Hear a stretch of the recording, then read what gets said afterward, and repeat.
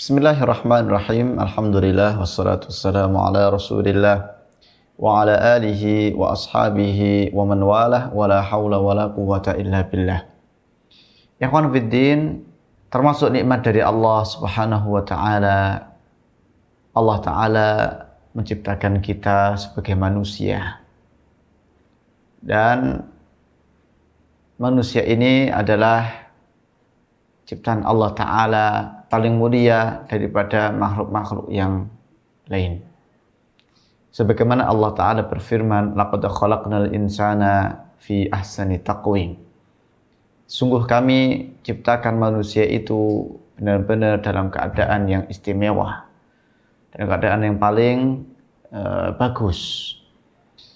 Ikhwan fiddin, di antara nikmat yang lain yang Allah Subhanahu wa taala berikan kepada kita, Allah taala berfirman, alam naj'al lahu 'ainain wa lisanan wa syafatain.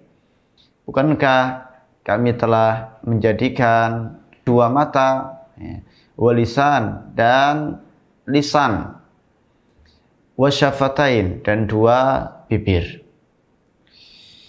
Ini adalah nikmat dari Allah Subhanahu wa taala ketika kita bisa berbicara, ketika kita bisa melihat kebesaran Allah Subhanahu wa taala dari ayat-ayatnya, baik ayat-ayat Allah taala secara syar'iyyah yaitu dalam Al-Qur'an, maupun ayat-ayat Allah taala secara kauniyah yang ada di alam semesta ini. Kita bisa melihat makhluk-makhluk Allah Subhanahu wa taala, dan juga kita bisa berbicara dengan seenaknya. Allah Ta'ala membiarkan manusia dan kita untuk berbicara, baik pembicaraan tersebut suatu hal yang baik maupun pembicaraan hal yang buruk. Semuanya bisa. Ikhwan fiddin, azanillahu wa iyyakum. Allah Subhanahu wa taala memberikan fasilitas dalam badan kita ini berupa lisan untuk berzikir kepada Allah Subhanahu wa taala, untuk mendekatkan diri kepadanya, karena ini adalah nikmat dari Allah Ta'ala. Maka dari itu, syukur atas nikmat Allah Ta'ala yang berupa lisan ini, kita sering mengucapkan Alhamdulillah, sering menyebut nama Allah, sering zikir kepada Allah Subhanahu wa Ta'ala.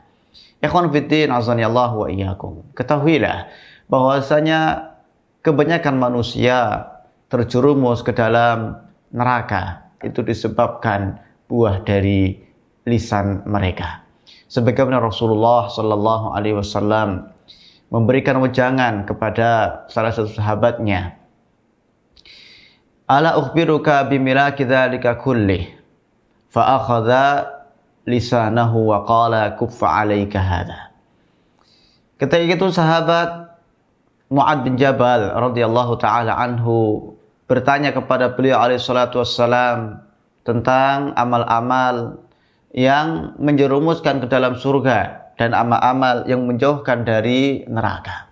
Kemudian Nabi alaihi salatu wassalam menjabarkan apa saja amal-amal yang bisa menjerumuskan ke dalam surga, memasukkan dia ke dalam surga, kemudian juga amal-amal yang harus dijauhi karena amal tersebut bisa memasukkan ke dalam neraka. Semuanya dijelaskan oleh Nabi SAW. Kemudian Nabi SAW menyatakan tadi, ala ukhbiruka bimilaki dzalika kullih. Wahai Mu'ad, apakah mau aku kabarkan kepadamu tentang yang bisa mencakup semuanya ini? Kemudian Mu'ad radhiyallahu taala anhu menyatakan, bala ya Rasulullah, tentu.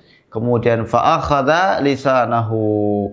Kemudian Nabi SAW mengambil lisannya dan beliau bersabda, kuffa 'alaika hadza. Jagalah lisanmu ini. Jaga lisan ini. Niscaya akan selamat. Maka Mu'ad merasa heran. Wa inna lamu'akhadzuna bima natakallamu bihi ya Rasulullah. Apakah kami akan diazab dikarenakan lisan ini? Maka Rasulullah menyatakan, sakilatka ummuka wahai Mu'ad.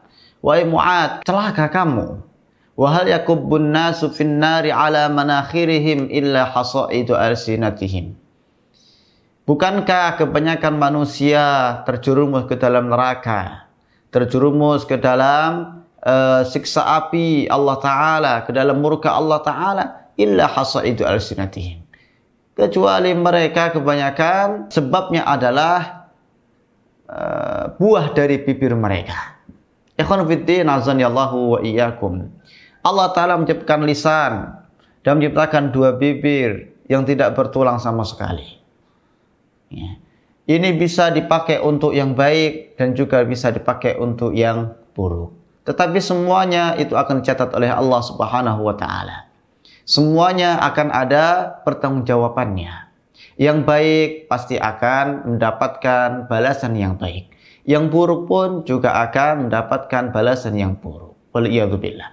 Ikhwan fiddin, maka jaga lisan ini. Jaga lisan supaya tidak mengeluarkan kata-kata yang itu tidak pantas untuk dikatakan. Jaga lisan dari sesuatu yang menjerumuskan murka Allah Subhanahu wa Ta'ala. Karena ingat selalu bahwasanya kebanyakan manusia terjerumus ke dalam neraka itu dikarenakan buah lisan mereka. Ikhwan fiddin, apalagi ketika orang itu banyak berbicara, ya, banyak ngomong, kesana kemari ngalor ngidul, itu biasanya nanti akan mengucapkan hal-hal yang dia tidak akan bisa memfilter lagi. Hal-hal yang dia dengar akan dia kabarkan kepada yang lainnya.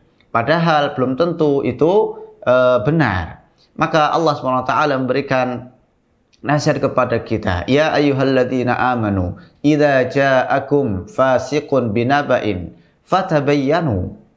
Wahai orang yang beriman, apabila datang kepada kalian orang fasik dengan membawa kabar apa yang Allah Ta'ala tuntunkan, fatabayyanu, maka mintalah, buatlah tabayun dulu, apakah ini benar atau tidak. Lah, orang yang tidak menjaga lisannya, dia akan membicarakan apa yang itu belum jelas kebenarannya. Ada berita sedikit, dia kabar kepada yang lain, dia keluarkan, padahal itu berita yang hoax, ya, berita yang bohong yang tidak jelas.